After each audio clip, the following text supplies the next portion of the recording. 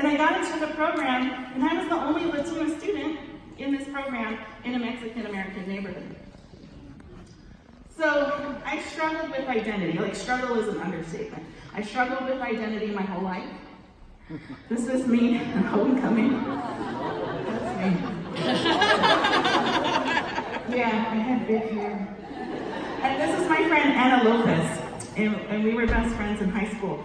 And when we first started out as friends, you know, we were decent students. We went to school. We didn't get in trouble. But again, even though she was fully Mexican-American, Anna Lopez, she struggled with her identity as well. And I remember having conversations about what is our culture? What does it even mean? And a lot of my Mexican-American peers said, gangs and prison. That's our culture. And I remember thinking to myself, that's not true. That's not true. My dad was a corrections officer. That's not true. But I didn't have any tools or any vocabulary to fight that master narrative. Because when I went to school, I didn't learn about my culture. When I watched TV, my culture was gangs and prison. So I fought it, I resisted for a little bit, but I wanted so badly to belong to something that I eventually gave in to the culture that I was given by white supremacy. Gangs. I never went to prison. Gangs and drugs. And eventually, in my, junior or sophomore? Junior year, I became pregnant with my first son. This is my graduation picture. This is my son, Ruben, my dad, my mom, and my brother. And I say, even as a teenage mom, my first son saved me because I was on a really bad road. A lot of my friends, Anna included, ended up in bad situations of drug dependency. Some of them did go to jail. So my first son, he gave me a purpose. And you can't tell in this picture, but I'm pregnant. So by the time I was 18, I had 2 sons. Ruben and Lucas is my second son. Well, there they are. Embarrassing. I post this on Facebook every once in a while. So that's Ruben, that's Lucas, that's my ex-husband. So being a teenage mom sent me into decades of poverty. I had to steal for food on occasion, do things that I'm not proud of to help my family survive. And on top of the poverty, my husband was abusive. He was mentally and physically and sexually abusive. We all have Me Too stories, us women in the room. We don't often hear about the Me Too stories from our spouses or our partners. And so that's my Me Too story. But I was young, I was poor, didn't have where else to go. My parents, my mom was a teenage mom too, and so they were struggling as well by this time. So, you know, I stuck with it because I was also taught that as a woman, my job was to raise children and put my feelings and needs aside and take care of my family. Again, master narrative, right? In school, we're not taught how powerful women are and what our roles can be. In 2010, I left California and I came here to Washington. I was enrolled in a school down in California called Cal Poly Pomona, and that was during the big recession in California, and they cut a lot of the programs. And Cal Poly was a tech school, and they cut all the liberal arts programs, which was mine, social sciences. So I came out here, I was homeless, I had left my husband, living in a trailer, and this person, Brian Gill, became my new husband. I met him when I was out here, and we ended up getting married. And thanks to him and his support, financial, emotional, spiritual support, I was able to become the first person in my family to graduate. I graduated from the University of Washington in 2000.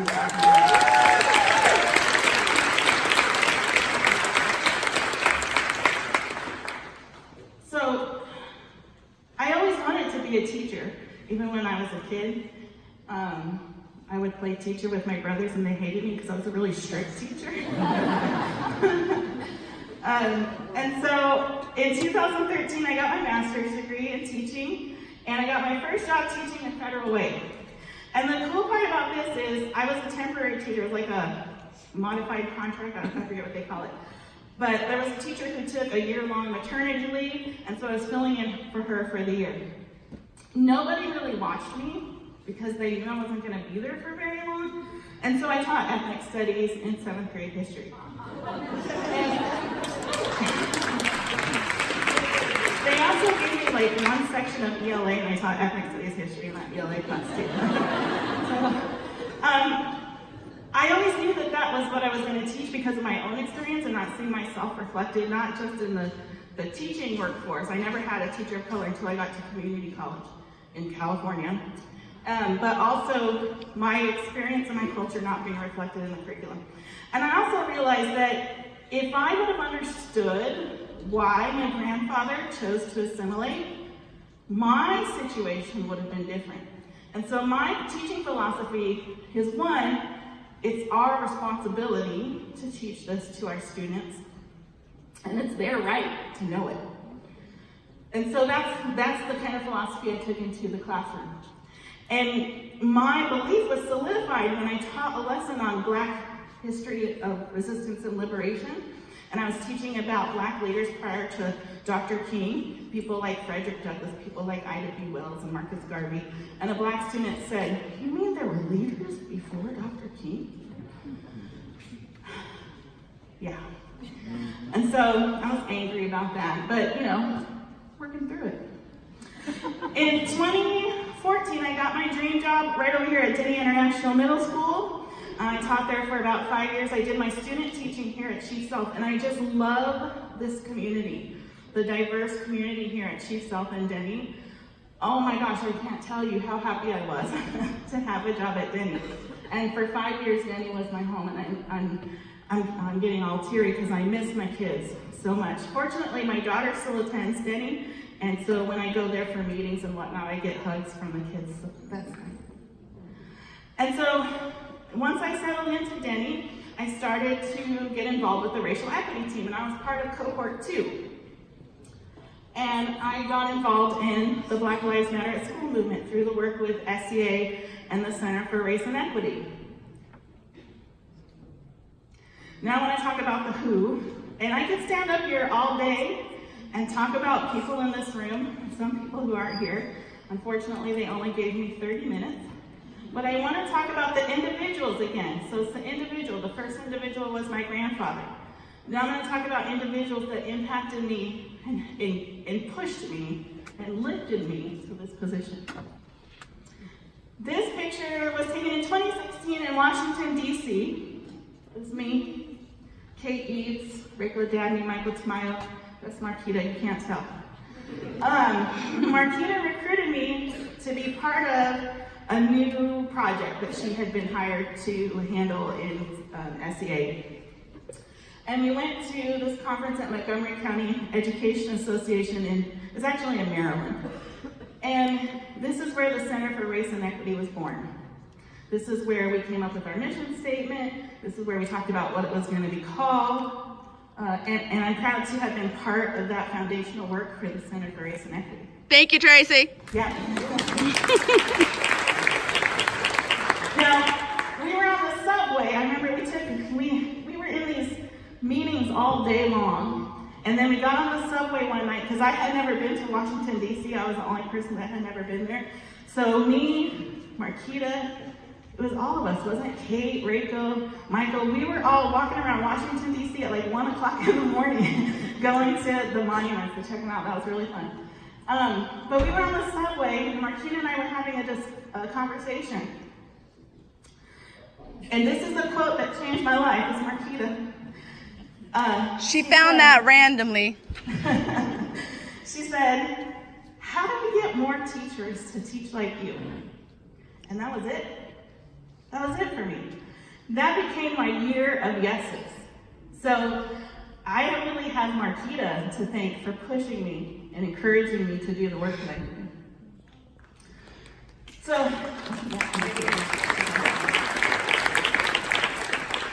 another thing Marquita's really great at is building community. So here we have, it's kind of a mixed bag. It's Drea, and then the partners from last year.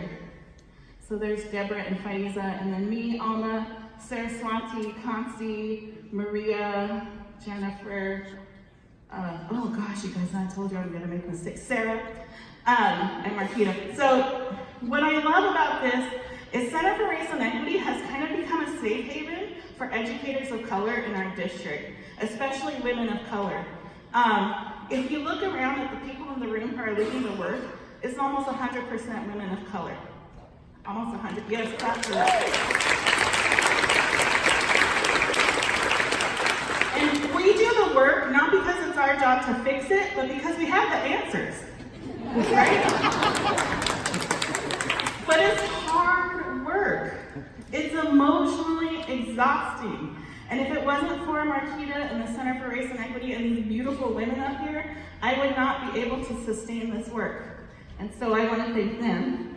But while we work hard, we also play hard. And so a lot of us have become like a family. This is Jennifer and Alma shaking it to Marquita rapping about something. So I really owe it to them, all the work that I'm able to do. Another pivotal person for me is John Greenberg, who's out there. Through the work I was doing with Marquita, John became aware of the Center for Race and Equity, He asked Marquita for somebody who was teaching ethnic studies at the elementary school level. The center was pretty new at the time, and Marquita didn't have any names for him from elementary school, but she said, I know Tracy, and she's doing it in 6th grade. It's close enough. So at a rep assembly, he came up to me and said, hey, I'm working with the NAACP on this resolution to get ethnic studies in Seattle public schools. I said, yes, sign me up. So we met a couple times at Rita Green's house. Rita, she's the education chair for the King County NAACP. And we wrote this resolution, and then we went to Garfield on MLK Day, and we had a panel. And I thought that's all I was gonna do. That's all I signed up for, was to do this panel at Garfield. Next thing I know, Rita's calling me saying, we have to go to this meeting at the district. We have to meet with the school board members. We have to meet with all these people. So I'm like, okay, yes, but I committed to saying yes for a whole year. Another pivotal person is Dr. Kenosha. Where'd he go? There he is. This is the only picture I could find of you on Facebook. I'm sorry.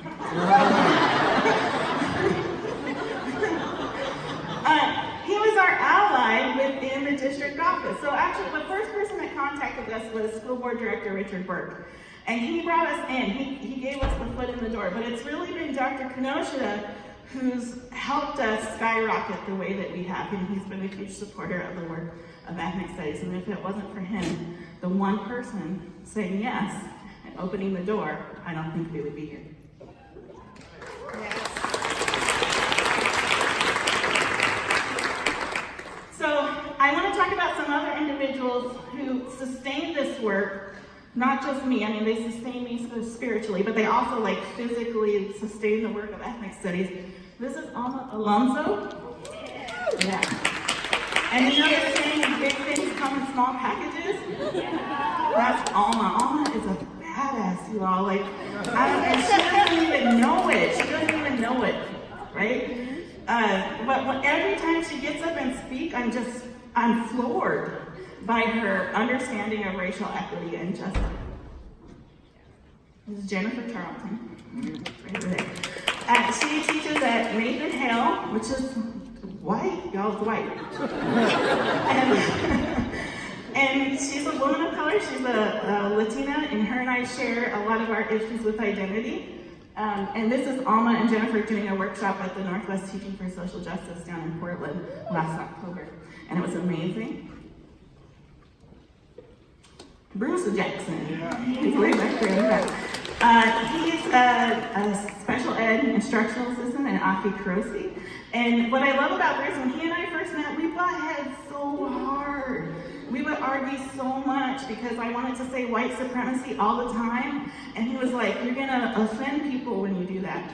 And so we disagreed a lot. But what I love about Bruce is he kept showing up, even though I was mean to him. He kept showing up to everything. And part of the work since the beginning, and he's now writing curriculum for ethnic studies. This is Andrea Chorney. She's an ELL coach over here at Denny. And since I left Denny, she's kind of been taking the lead on bringing ethnic studies to Denny, even though the environment can sometimes be hostile. And so I'll talk about that a little bit later. Dante Felder. You gotta love Dante Felder, and I love this picture because he is Superman. He is everywhere doing everything, and he still takes time. If I text him on the phone and say, hey Dante, I need something, he's there. Heather Griffin from Chief South. What I love about Heather is she's constantly like, I'm a white woman, do I belong here? That's what I love about Heather, is that critical self-reflection. And I'm like, yes, you belong here. You belong here because you're okay with making mistakes as a white woman and coming back to the work. And that's what I love about Heather. Maria Elena Velasquez. Where's she at? I saw her earlier. From John Muir. There's a couple people in here that I put up here because they are new teachers, and Maria's relatively new to teaching. But she's like, sign me up. I will do this. I will write curriculum. And she is unafraid. Same with Caitlin Kamali Jenkins up here. And she's the first grade teacher. The first time I met her, she was facilitating the Black Lives Matter at school in the school she was student teaching in. She was doing all the work. And now it's her first year of teaching. She's writing ethnic studies curriculum. She's coming to social justice organizing meetings and taking leadership positions in that. She's part of Marquita's Center for Race and Equity Partner Program, offering support to racial equity teams across our district. It's her first year of teaching. My first year of teaching, I was crying. I'm so amazed by her. Sonia Urs from Cleveland High School. Again, relatively new teacher, leading the racial equity work at Cleveland and leading the ethnic studies work at Cleveland. I'm in so much awe by that. Savannah Jamerson from Interagency. When I first met Savannah, she was fighting the middle college shutdown, that's a whole other speech. But at Interagency, she was using online curriculum that whitewashed slavery, saying that Frederick Douglass masters treated him nice, and that's why he was able to escape slavery. So when she got involved with the ethnic studies work, she really pushed Dr. Kadoshida to get that removed from her classrooms, and now it's gone. This is Tess Williams, and she was part of the NAACP group that wrote the resolution. She also was a grad student at the time. Now she's a teacher at Rainier Beach in her second year. She comes to meetings at like 5 o'clock at night when we have our leadership team meetings for ethnic studies. She's part of writing the curriculum. Again, second year of teaching, 5 o'clock at night, I was prepping. She shows up.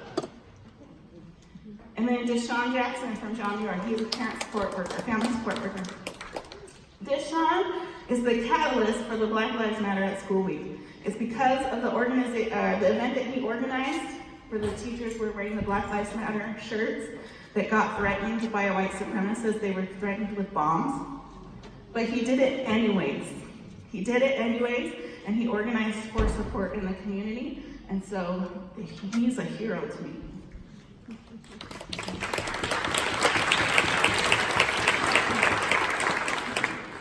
Now here's the what. Here's Concy said, I'm fearless. John one time said, they're gonna write a book about you. I said, a cautionary tale. So I wanna talk about that a little bit. But before I talk about that, I wanna call something out, and that's my light skin privilege. I am a Latina with light skin privilege. And there have been plenty of women before me, especially women of color, who have been bullied and pushed out of our system for trying to do this work. And I stand on their shoulders, and I want to recognize that they created this and paved this road for me and allowed me to be here.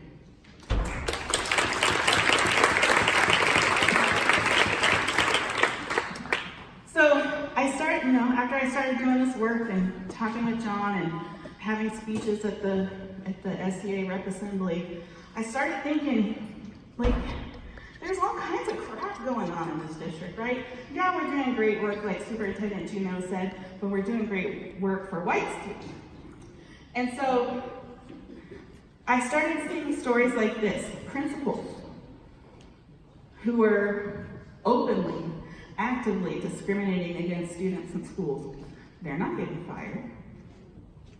There were principals during the Black Lives Matter at School events telling their teachers they couldn't wear shirts that say Black Lives Matter because all lives matter. Those folks aren't getting fired. Teacher wore blackface to school for Halloween. They didn't get fired. Here's some data. I know Kamsi was looking for some data before. Here's some discipline data. And you can see right here, the African American students sometimes getting disciplined, I think, for Black female students at 8 times the rate of their white peers. The teachers who are doing that to our students aren't getting fired. So I started talking. I started calling people out. If those people aren't getting fired, surely I'm not going to get fired, right? So I started calling people out. And some people say, you know, call out culture is a toxic culture. We should be calling people in. No. Us people of color, we're calling you out. You white people, you need to call people in. Call people in, call your people, right? So I started calling things out. It started in my building when my principal told me, you have to, as I was social studies, and he said, you have to align your student growth goals to SBA outcomes. The SBA outcomes are racist. I said, I will not do that. That is immoral, and that's not what I'm going to do. And he couldn't do nothing about it. You know, and it was because of my work with the union that I understood my rights as an educator and how the CBA protected me. What's he gonna do? Fire me? He did it. So then I started calling people out with the union. This is a picture of me at the Washington Education Association Rep Assembly in Spokane. And people were trying to pass a new business item that called for police coming into campus when there were aggressive special education students. And I got up and said, 1, our special education students are disproportionately students of color. And 2, what happens when you call the police on people of color? They booed me. They booed me, but guess what? I got up and I kept going back and talking about it. I didn't get fired. This is a wall in my classroom. There's Bruce, my white supremacy. It's now in my cubicle at the district office. I'm not fired. This statue, anybody know what this is? Rebel Alliance from Star Wars, right? I heard about this guy in Georgetown that was doing a fundraising drive for homeless kids for mental health services. And any flash tattoo for $100, and this was one of the options. So I went and I got it. And the reason why I put it here is because when I'm in staff meetings,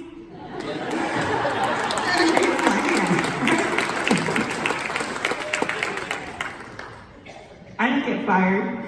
At Denny, I started the student race and equity team, and I tell all my students what systemic oppression. You can't see this is my word wall, but there's words on this word wall like patriarchy, color blindness. And I was teaching my kids these things. And at Denny, during the testing window, my principal would come on this loudspeaker in the morning and say, this is your day to show everybody you're brilliant. And I would tell my kids, no, you show me you're brilliant every day. This test is racist. Let's talk about that. And I would teach them the history of redlining and how that's created a system of testing and toxic testing that upholds white supremacy. And I had one student refuse to take the test and say, Ms. Gill told me it was racist. And they didn't fire me. Instead, I got an award from the NAACP.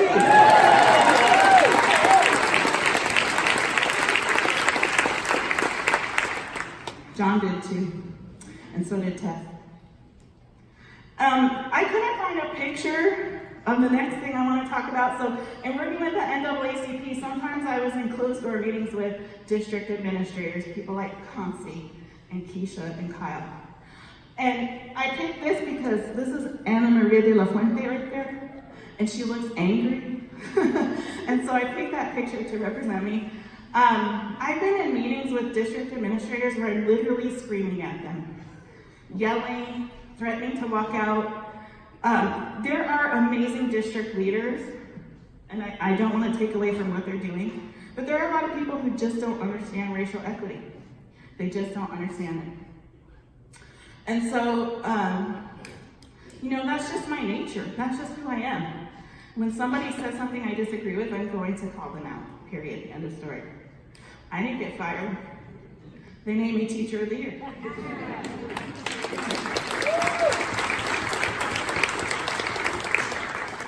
And I want to also acknowledge that becoming Teacher of the Year was an effort started by Marquita. She organized a bunch of people that I showed you pictures of to nominate me and support me in becoming Teacher of the Year. And so I want to thank them for that too.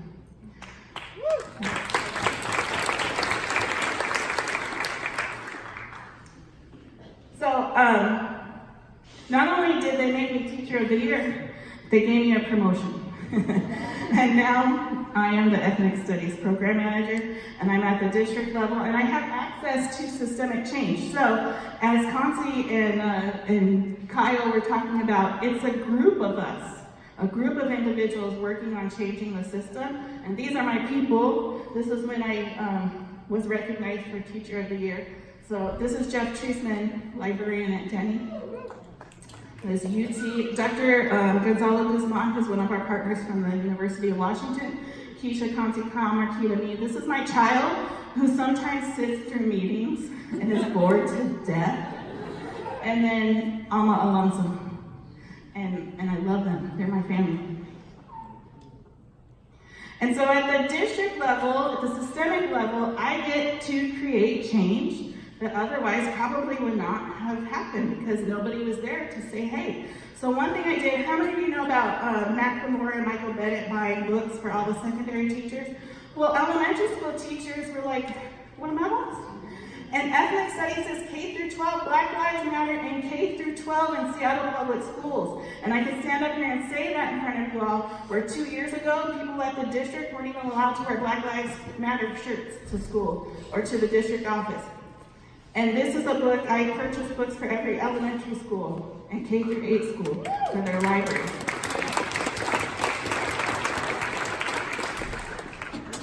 And in the district meetings, I can still do this, but now I'm doing it in front of people like Wyatt Jesse and Clover Cobb and Denise Juneau, right? And it's all because of those individual people, just the one person who opened the door, or the one person who inspired me to be here today, or the one person who challenged me. What can we do to get more educators to teach like you? And so that's what I'm leaving you here with today. What can you do to get more people in this room, the people who need to be here? I'm done.